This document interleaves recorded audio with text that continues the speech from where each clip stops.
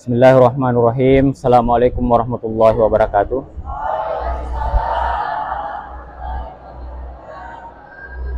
Alhamdulillahirabbil alamin wassalatu wassalamu ala asyrafil mursalin sayyidina Muhammadin wa ala alihi wa ashabihi ajmain, amma ba'd. Rabbi syrah li sadri wa yassir li amri wahlul 'uqdatam min lisani yafqahu qawli. Allahumma dzakkirna mimma nasina wa 'allimna mimma jahilna. Subhanaka la ilma lana illa ma 'allamtana innaka antal alimul hakim. Amin ya rabbal alamin. Al-Fatihah.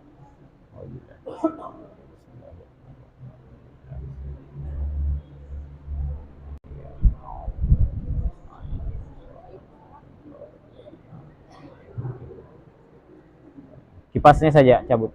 Kipas yang cabut.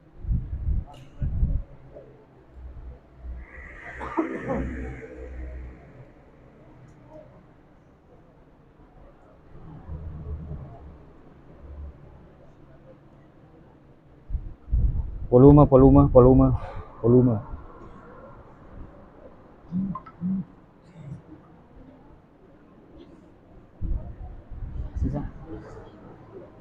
Ada baterainya itu? Ada baterainya itu? Tidak menyala.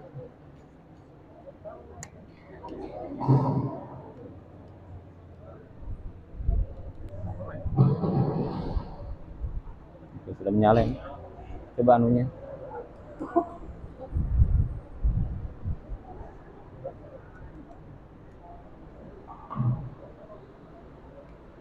Volumenya coba. Sudah tercas kapan itu?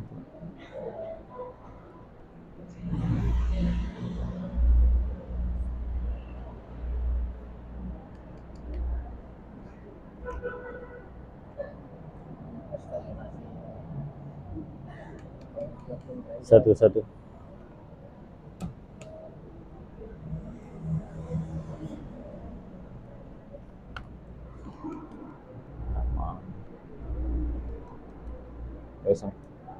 Siapa yang punya nih, Kak? Siapa yang biasa operasi? Panggil itu. Satu. Baterainya apa? Coba. Sudah.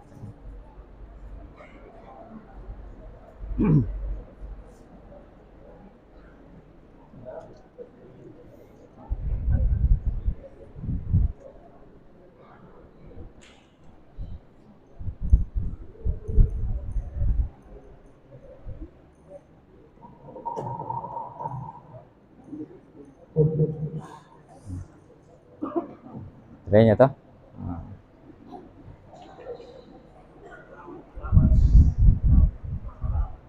Jadi sekali-sekali hidup ini perlu dicas. Seperti yang disampaikan oleh Pak Dokter tadi, itu cas buat kita ya. Sekedar motivasi buat anak-anakku. Hari ini tidak akan berulang lagi. Besok tidak akan berulang lagi. Kemarin tidak akan berulang lagi. Maka hari ini ada suatu masa nanti kalian akan memanennya. Untuk pekerjaan besok, ada suatu hari nanti kalian akan memanennya. Maka isilah setiap hari dengan menanam apapun yang bisa anak-anakku panen di suatu hari. Belajar itu tidak ada batasnya, tidak ada waktunya, dan tidak terbatas tempatnya. Dan hasil dari belajar itu nanti kamu akan rasakan. Bayangkan orang keluar negeri belajar, tinggalkan keluarga, buang materi. Makanya Tuhan memberi semangat yang tinggi kepada anak-anak muda, supaya dipergunakan untuk menanam. Saya kan pernah sampaikan bahwa GBHN, guru besar Harun Nasution, Profesor Dr. Harun Nasution mengatakan, saya tidak pernah menganggap bahwa dia mahasiswa saya ketika selama saya mengajarnya tidak pernah sakit. Dia harus sakit gara-gara belajar. Anak-anakku belum pernah rasakan itu. Saya nanti merasa diri saya belajar ketika di Mesir dan S2. Sebelumnya itu saya tidak pernah merasa bahwa saya belajar, karena saya sakit. Di Mesir ketika kita belajar, malam ujian ini itu tidak pernah kita mengharapkan supaya matahari terbit cepat. Karena satu malam itu kita harus menguasai kitab setebal ini. Ini bayangkan sampai 5 kali bolak-balik ini semalam. Dan kita merasa apa ya?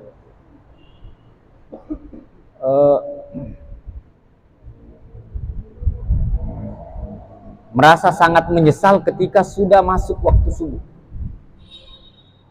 Karena ini baru hanya 5 kali, 6 kali, 7 kali ditamatkan dalam satu malam. Bayangkan itu. Dan kita tidak, kalau di perkuliahan itu ya karena jaraknya yang begitu jauh, maka kita bergantian datang ke perkuliahan. Bukan berarti malas belajar, tetapi di rumah ini habis ini dibaca ini. Minimal 50 halaman per hari. Kalau hari ini sakit, maka besok harus dibaca 100 halaman. Karena kalau tidak, maka sekian ribu halaman itu tidak bisa kita baca selama 3 bulan kuliah. Efektif. Karena di sana 6 bulan libur, 6 bulan kuliah. Di sini 1 tahun kuliah.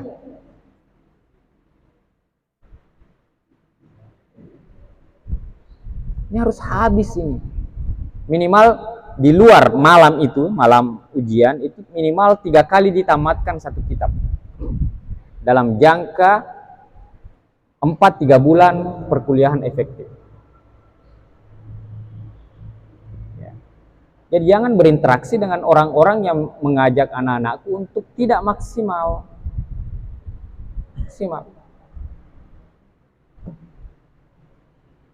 Dan itu anak-anakku akan panen nanti.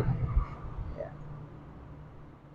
Harus jadi total, itu harus totalitas dalam melaksanakan apapun. Ya. Harus total. Jadi jangan main-main dalam meniti karir. Ini karir anak-anakku itu ditentukan mulai dari semenjak anak-anakku mengenal dunia ini sudah berkarir. Sudah berkarir. Dan itu minimal 80% hidup ini harus dipaksa. Harus dipaksa memang. Makanya anak-anakku diberikan semangat, kekuatan yang lebih dibandingkan usia-usia 40 tahun ke atas.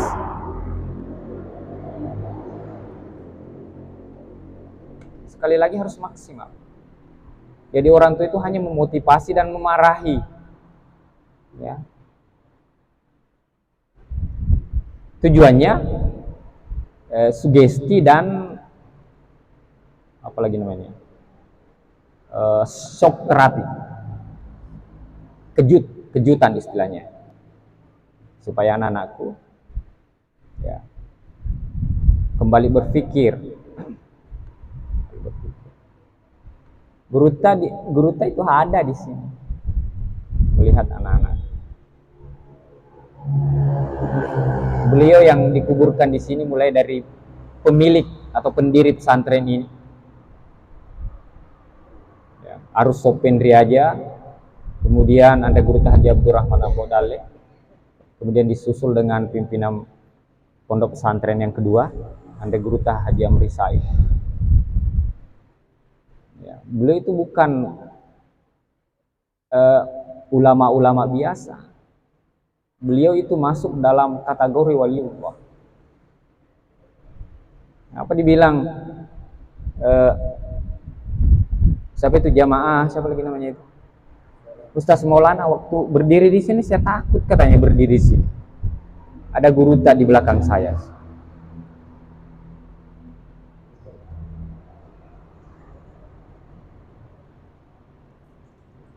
Ada salah seorang mubalik sudah almarhum, apa yang beliau sampaikan, kalau saya khutbah di mimbar ini saya pasti sakit. Ini sudah ustadz ini. Kalau tidak sebelum tampil khutbah di sini saya sakit, pasti setelahnya saya akan sakit.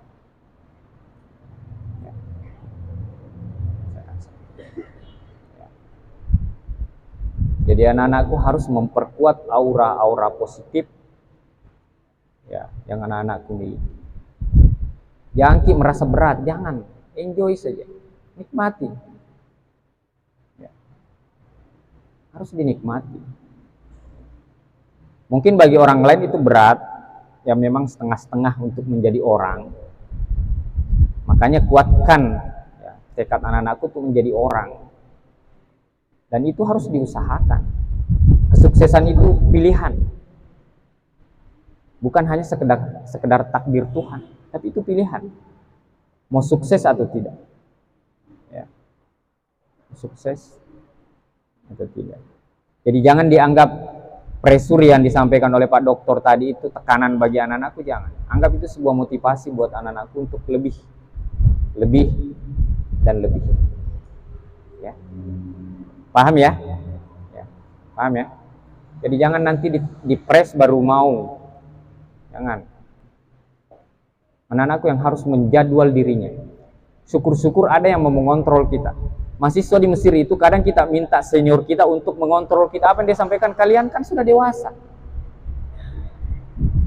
Dan ini buku itu tidak pernah tidak dipegang kemanapun. Bayangkan kalau menjelang, sudah ujian kah? Sudah semester ya? Sudah? Final? Belum? Ya. Kalau ada orang, mahasiswa di sana, 1 bulan sebelum ujian dan masih gemuk, pasti dibully. Harus kurus. Kapan gemuk? Setelah ujian. Karena harus belajar di luar jam kuliah itu 8 jam. Di luar jam kuliah. Untuk 50 halaman itu tadi. Dan ini harus dipegang. Dan kita akan dibully ketika kemana-mana dan ketemu senior tidak dipegang ya teman-teman. Apa dia bilang? Sudah pintar mah kok tidak bawa buku. Kalau di Indonesia dianggap pintar kalau bawa buku, sok. Di sana itu tidak bawa buku dianggap sok. Kamu sudah kuasai kah ini tidak bawa? Tidak ada senior yang mau tegur kita. Karena kita sudah dianggap dewasa. Dan cara pegang bukunya seperti ini. Kabarnya sudah sampai di situ. Budayakan itu. Saya pernah terapkan di Bulu Lampang itu. Saya akan tegur ketika anak-anakku tidak pegang buku. Minimal judulnya kamu tahu. Sinopsisnya di belakang kamu tahu. Daftar isinya kamu sudah tahu. Itu aja dulu. Karena sinopsisnya kalau sudah dikuasai, ditahu, isinya sebenarnya sudah hampir dikuasai semua. Karena sebuah buku yang memiliki isi yang kurang lebih sama itu judul yang sama atau bidang ilmu yang sama, materinya kurang lebih itu juga yang berulang di kitab lain. Makanya ketika seseorang mengatakan saya sudah menamatkan sekian buku, itu betul itu. Karena tidak perlu dibaca semua. Kalian harus punya program 1 bulan 1 buku tamat. Atau 1 minggu 1 buku tamat. Tidak perlu dibaca semua. Yang enak-enak saja. Yang diperlukan saja. Ya pernah disampaikan oleh Al-Mukarram itu. Almarhum Anda Guru Tahji Abdul Wahab sekali. Kalau tidak salah beliau itu menamatkan buku selama di Mesir 12.000 judul. Dan harus menamatkan 1 buku kecil minimal satu hari. Karena di Mesir itu tidak pernah tidak ada 1 buku yang tidak terbit 1 hari. Judul baru. 1 buku, judul buku.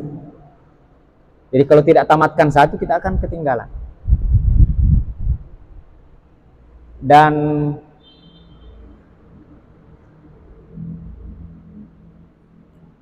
buru-buru di sana, buru kasar itu, kalau kita terlambat 1 jam sampai 2 jam di penjual buku yang menjual koran, kita akan kehabisan. Koran habis itu, surat kabar. Makanya di sana saya berusaha menemukan sebuah negara 3 kali terbit sebuah surat kabar dalam 1 hari. Terbit pagi, siang, terbit tengah malam, siang, dan sore. Coba.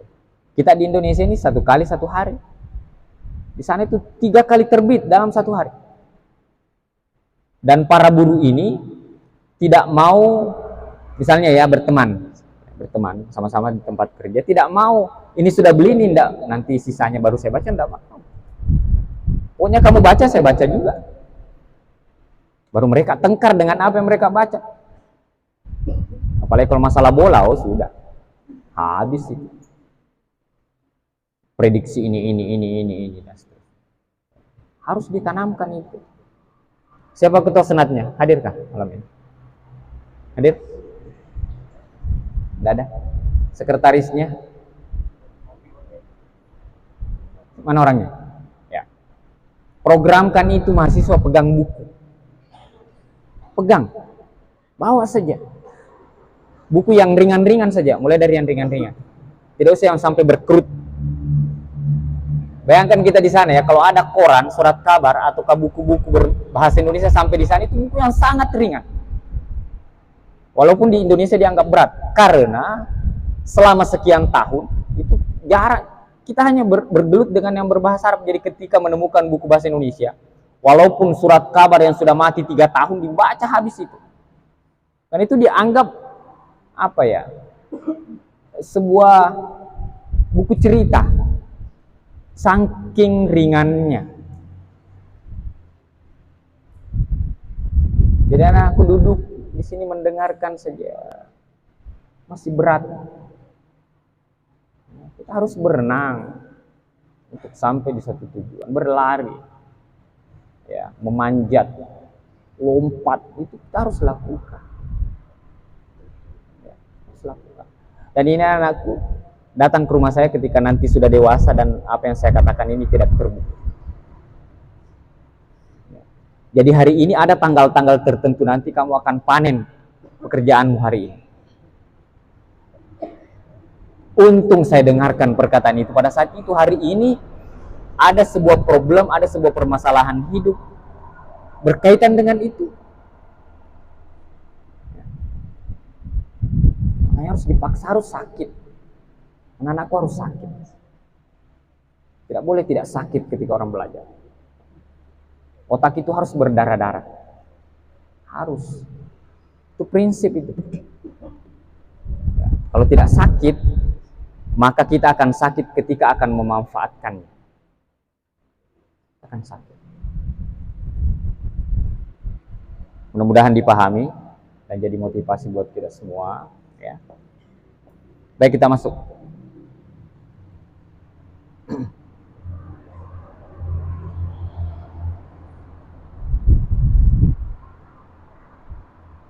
Summa qala al-musannif rahimahullah wa nafa'ana bi ulumihi fid dharain.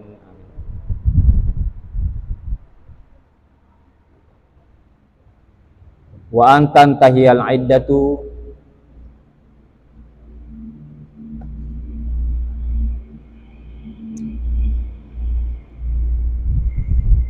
ba'da duhuli.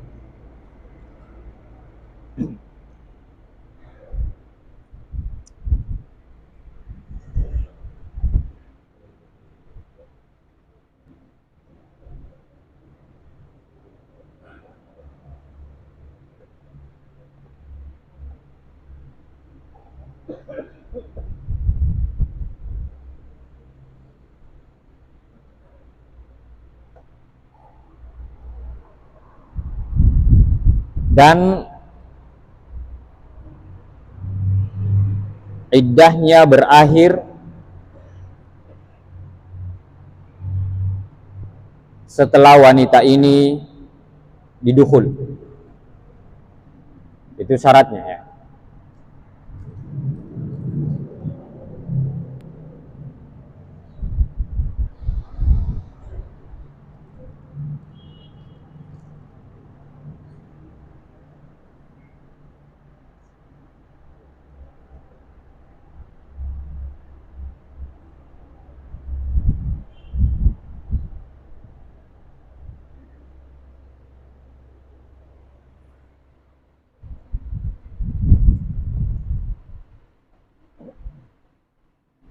Jadi nikahnya tidak temporal, harus setelah dukhul dan iddahnya selesai baru bisa dinikahi.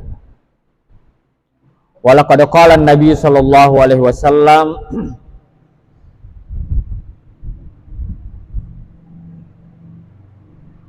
liman arada antarji'a ila mutalliqiha salasan ba'da an tazawwajaha akharun.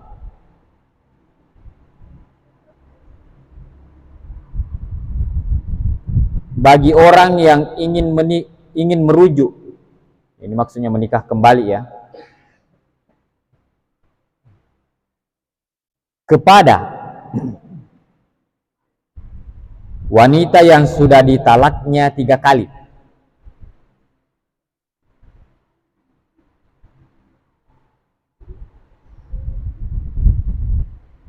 ba'da an tazawwajaha akharun, setelah dinikahi oleh laki-laki lain.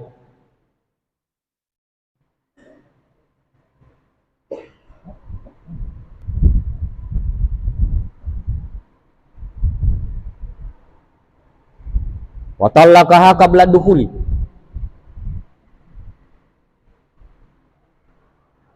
dan mentalaknya sebelum dukhul.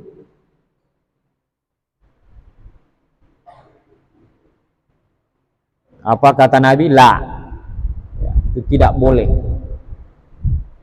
Maksudnya tidak boleh dinikahi oleh mantan suaminya yang mentalaknya 3 ketika wanita ini belum didukhul, ya. Hatta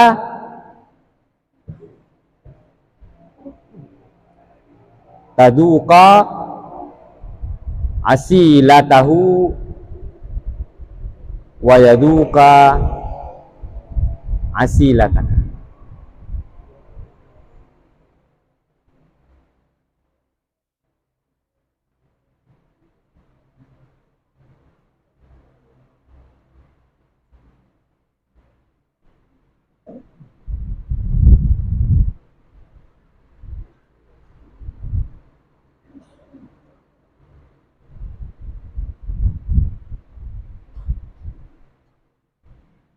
Ini dulu.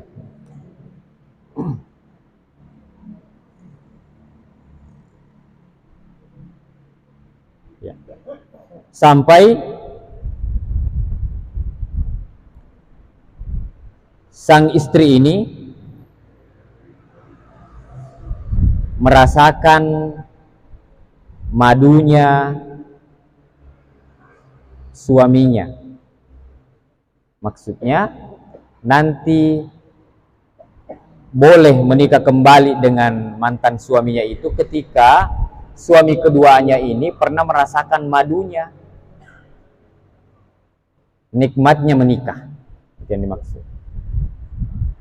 Atau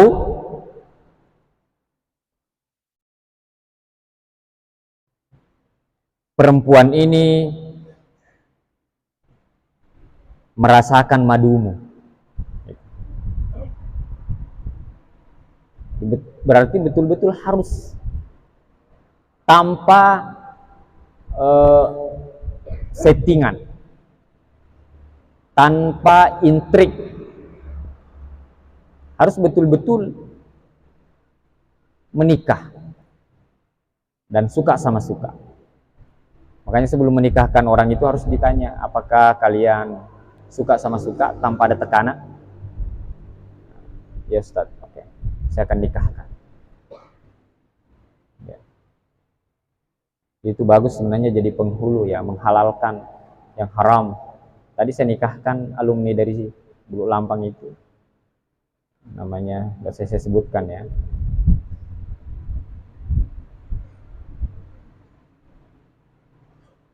Ya begitu bahagia, harus berbahagia. Wahada madhabul jumhuri, dan ini adalah madhabnya jumhur.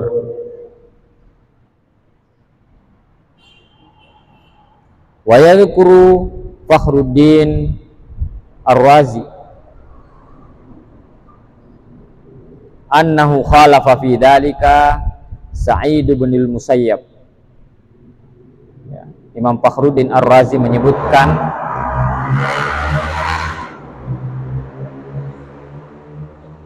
dalam kitabnya bahwa pendapat ini dibantah atau tidak disetujui atau tidak disepakati oleh Sa'id bin al-Musayyab. Ya. Wa Sa'id bin Jubairin. Begitu pula Sa'id bin Jubair. Ya. Walam yashtarita ad-dukhulah. Keduanya ini tidak mensyaratkan mesti saling merasakan madunya, ya, tidak mesti dukhul. Yang penting sudah menikah, suka sama suka, terus bercerai, sudah boleh dinikahi oleh mantan suaminya yang mentalak tiganya. Nah, jadi kalau anak-anakku nanti menemukan di luar, dia belum, memang ada pendapat seperti itu. Tapi untuk pendapat jumhur, maka harus dukhul dulu. Ya, tidur, yang dikatakan dukhul, tidur sebagaimana tidurnya suami istri. Ya. Yang mana tahan itu, ya. Kemudian nomor 69, jam berapa nih? Mana jamnya? Hah? Mana jamnya?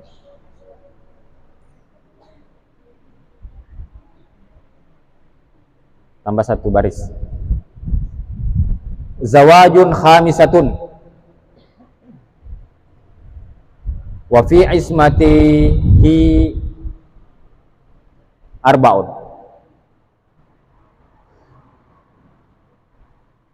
Beristri yang kelima. Ya. Berarti sudah berapa istrinya? 4. Ya. Dan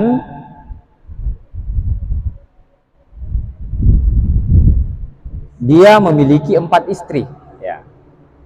Jadi bukan beristri yang kelima kalinya, terus mungkin cerai yang lain dan meninggal yang lain. Maksudnya dia masih yang 4 ini berstatus istrinya. Dia menikah yang kelima kalinya dan sudah memiliki, ya, dan masih memiliki istri yang keempat itu. Ini yang dilarang juga ya. Idza kana ar-rajulu mutazawwijan arba'an minan nisa'i, jika seorang laki-laki memiliki istri 4 perempuan, bukan LGBT ya, yang ingin eksis juga ya. Sebenarnya kasihan juga ya, tapi mau diapa, dia harus berobat terapi untuk menyukai lawan jenisnya ya.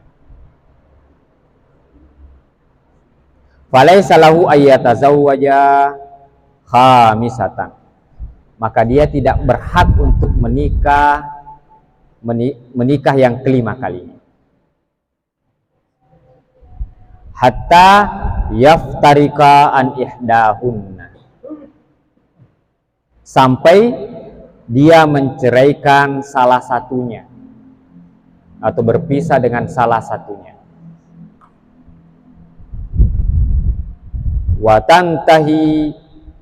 Watantahiya iddataha, dan habis masa iddahnya. Jadi kalau misalnya ada seorang wanita yang dia sukai hari itu, dia ceraikan hari itu istrinya yang satu, Berarti tinggal berapa? 3. Boleh menikah?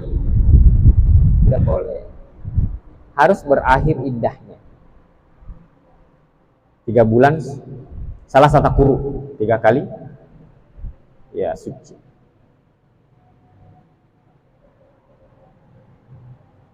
Fala yajma'u baina khamsatin aw aktsara fin nikahi. Maka dia tidak boleh memadu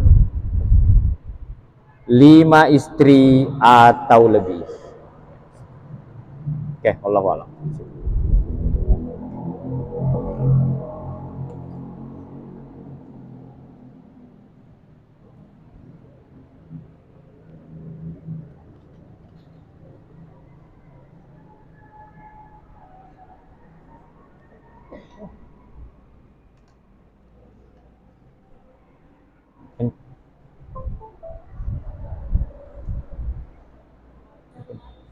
Ada power di situ.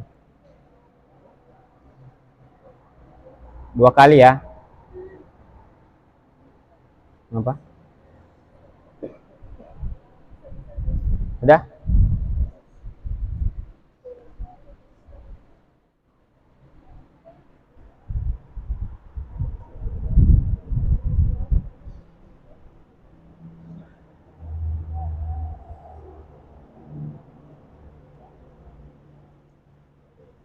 Sekarang yang ketiga ya.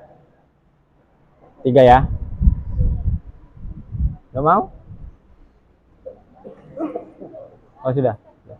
Cuma tidak jelas ya.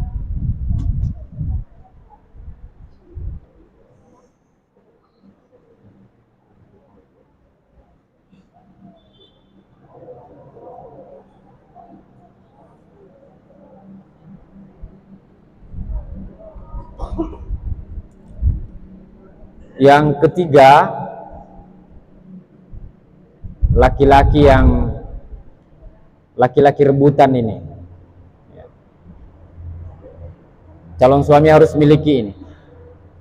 Apa itu? Laki-laki yang memiliki sifat mau mengalah.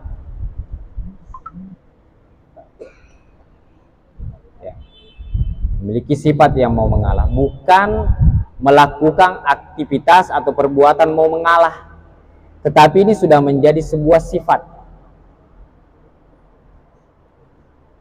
Bukan berarti dikalahkan oleh wanita, tetapi mau mengalah demi siapa? Demi apa? Mau mengalah demi sebuah hubungan. Bukan mengalah semata-mata kepada wanita, tetapi mengalah untuk sebuah hubungan. Ya. Dengarkan perempuan ini. Lelaki memiliki ego yang tinggi, itu perempuan harus tahu. Ya, sebagai pemimpin dalam rumah tangga tentu. Sehingga sangat sulit baginya mengalah terhadap orang lain, apalagi wanita. Terkecuali wanita-wanita yang ingin dia guide. Dia tuh kadang mau mengalah, tapi karena ada mau tak. Kalau tidak ada mau tak, tidak. Makanya biasa muncul setelah menikah. Sifat egoismenya itu hilang karena sudah Tommy dapat buku nikah.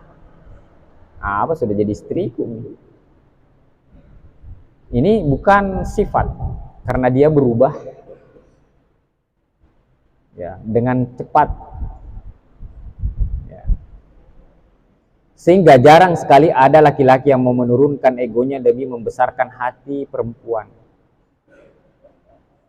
Biasanya perempuan yang diam ya, jarang laki-laki itu diam ketika sama-sama marah.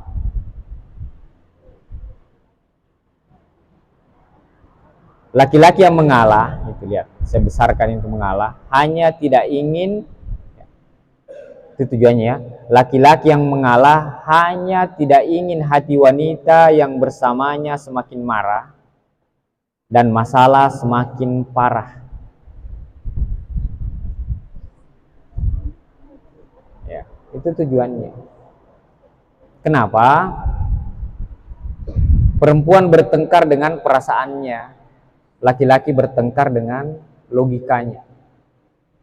Makanya anak-anakku perempuan ketika ingin menaklukkan laki-laki, bertengkarlah dengan logika. Ya, tundukkan mereka dengan logika.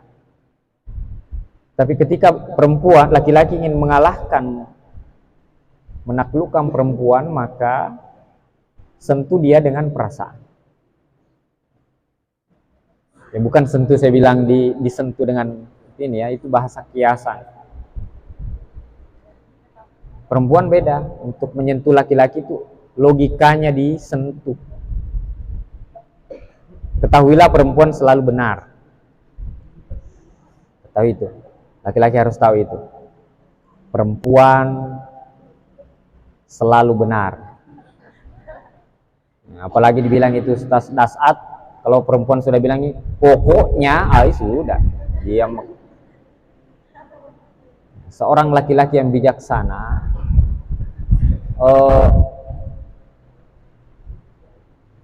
lebih banyak mengalahnya ketimbang memenangkan dirinya dalam sebuah rumah tangga. Dan itu anak-anakku yang perempuan bisa lihat selama penjajakan ini. Karena ada sifat mengalah hanya dibuat-buat, itu hanya intrik saja untuk meluluhkan hati seorang perempuan.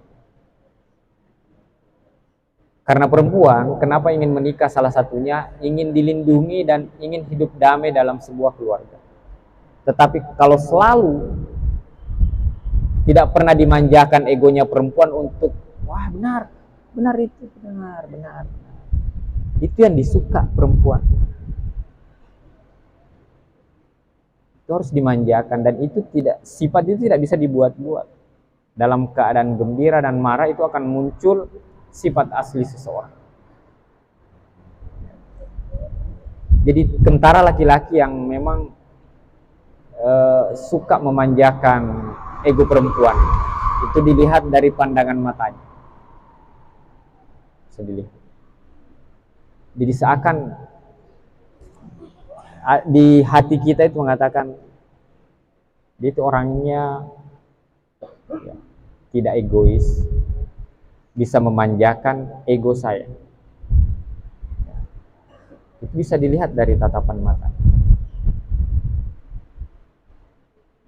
Dia seakan-akan merangkul, ketika melihat kita itu seakan-akan merangkul kita. Ya, ketika berjalan sama-sama, kebetulan ya, tidak janjian ini. Ketika di pinggir jalan, dia berada di sebelah mana? Sebelah kanan. Karena mobil dari sebelah kanan. Kita kan jalur kiri ya. Perempuan secara otomatis itu laki-laki yang memang pelindung itu pasti berada di sebelah kanan perempuan. Apakah dia bersama dengan ibunya, saudari perempuannya, dia pasti di sebelah kanan. Atau bersama anaknya. Ketika nyebrang, di sebelah kanan, karena mobil masih dari sini. Walaupun sebenarnya kalau dia sebelah kanan ada mobil, pasti sama-sama tabrak juga. Tapi ini adalah perlindungan yang bersifat psikolog. Nyebrang, dia pasti akan ke kiri.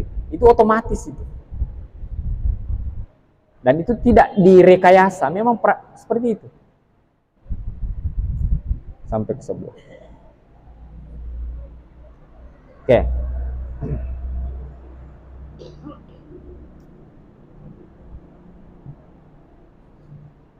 Mana lagi cara keluarnya? Satu perempuan juga saya kasih. Nomor berapa itu? Nomor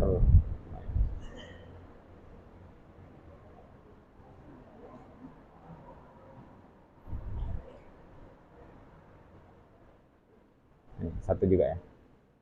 Oke.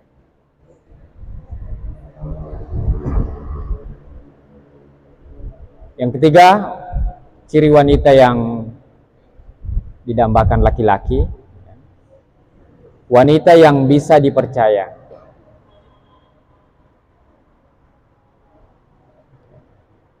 cara pandang wanita dewasa adalah wanita yang bisa dipegang omongannya. Ya.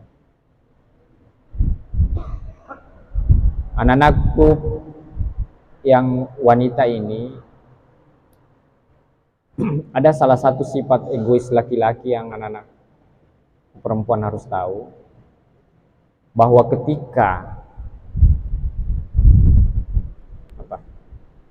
ketika hatinya dilukai hanya karena materi ataukah yang lain, itu tidak terlalu menyakiti bagi perempuan, laki-laki.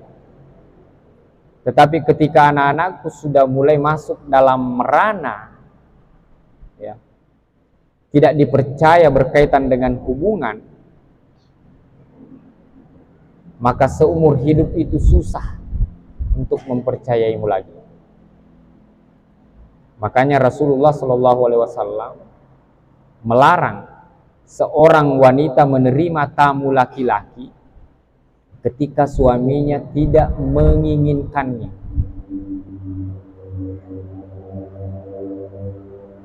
Itu berbeda dengan perempuan, masih ada toleransi sedikit.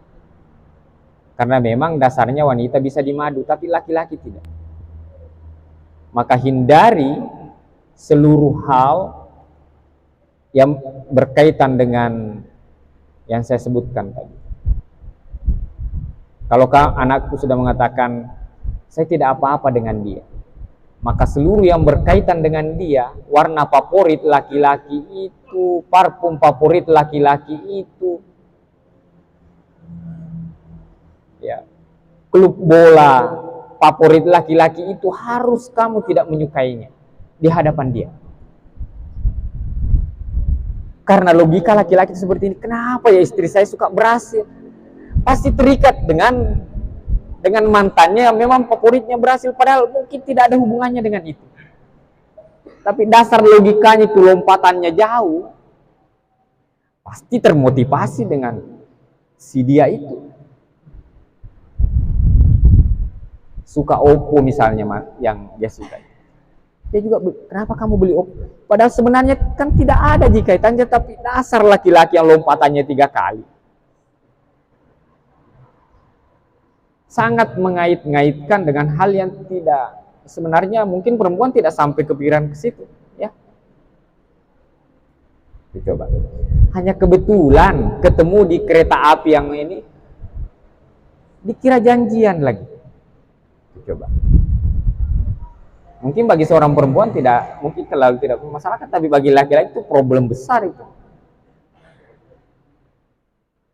Kamu kan bilang tidak akan ketemu lagi, kenapa janjian di sini padahal tidak janjian? Hanya Tuhan yang mempertemukannya lagi. Hal-hal seperti itu akan jadi problem besar. Makanya anak-anakku ketika sudah menikah nanti, perempuan ini, betul juga pendapat yang mengatakan bahwa tidak boleh sembarang berjabat tangan dengan laki-laki.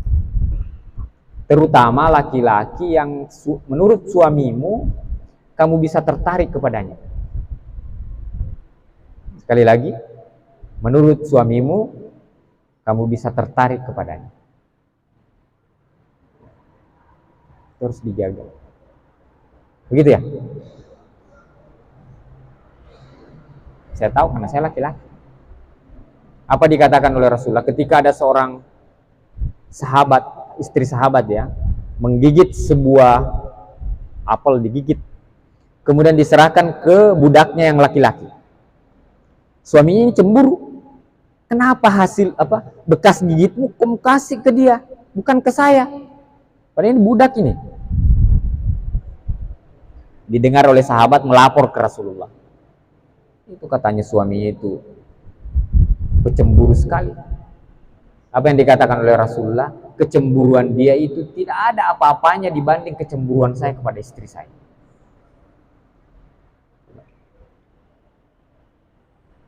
Terus dilanjutkan oleh Rasulullah, jangan kamu mengira kecemburuan Tuhan tidak ada Apa-apanya kecemburuan saya dibandingkan kecemburuan Tuhan kepada kita yang mempersekutukan cintanya. Hanya Tuhan sangat marah dan tidak mengampuni orang-orang yang tidak percaya kepada Tuhan, memberi rezekinya, cinta yang diberikan Tuhan kepada. Kadang kita masih menyaksikan cinta Tuhan kepada kita. Tuhan mungkin tidak urus saya karena seperti ini. Tuhan mungkin tidak urus saya karena selalu ini, selalu ini. Tuhan marah itu. Terus kita datang kepada tempat-tempat tertentu, orang-orang tertentu untuk mendapatkan sesuatu yang kita anggap lebih baik daripada yang diberikan oleh Tuhan. Jadi syukur kalau punya suami yang pecem, ya, itu adalah sunnatullah dan sunnah Rasul. Jadi kalau ada laki-laki yang tidak sangat cemburu kepada istrinya, berarti tidak mengikuti sunnah Rasul. Harus itu. Ya. Jadi jangan beli baju favorit yang disukai, ya, yang pernah nyantol di hatimu itu ketika sudah menikah. Cut semua yang berkaitan dengan itu. Apalagi masih simpan nomor WA-nya, masih berteman di Facebook, ya, masih tweet-tweetan. Jangan. Tutup itu semua. Dunia luar yang bisa merusak keluargamu karena itu karir terbesarmu, tutup. Ya. Oke. Saya kira sampai di situ. Mari kita sama-sama berdoa. Alhamdulillahirabbil alamin wassalatu wassalamu ala asyrofil mursalin wa ala alihi wasallam. Allahumma la tada' lana dzamban illa ghafarta wa la daynan illa qadaitahu wa la maridan illa syafaitahu wa la hamman illa farajtahu. Wala hajatan min hawaiji dunya wal akhir laka fiha ridha wa lana fiha salah illa qadaitah wa yassartaha bi rahmatika ya arhamar rahimin. Rabbana la tuzigh qulubana ba'da idh hadaitana wa hab lana min ladunka rahmatan innaka antal wahhab. Allahumma hawwin 'alaina fi sakaratil maut wan najata minan nari wal afwa indal hisab. Rabbi ja'alna muqimas salati wa min dzurriyyatina rabbana wa taqabbal du'a. Allahumma inna nas'aluka husnal khatimah wa na'udzubika min su'il khatimah. Allahumma ghfir lil muslimina wal muslimat wal mu'minina wal mu'minat al ahya'i minhum wal amwat innaka sami'un qaribun mujibud da'wat wa ya qadil hajat. Allahumma ghfir lana wa liwalidina warhamhum kama rabbawna shighara. Rabbana atina fid dunya hasanah wa fil akhirati hasanah wa qina adzabannar. Wa sallallahu ala Muhammadin walhamdulillahi rabbil alamin. Al-Fatihah.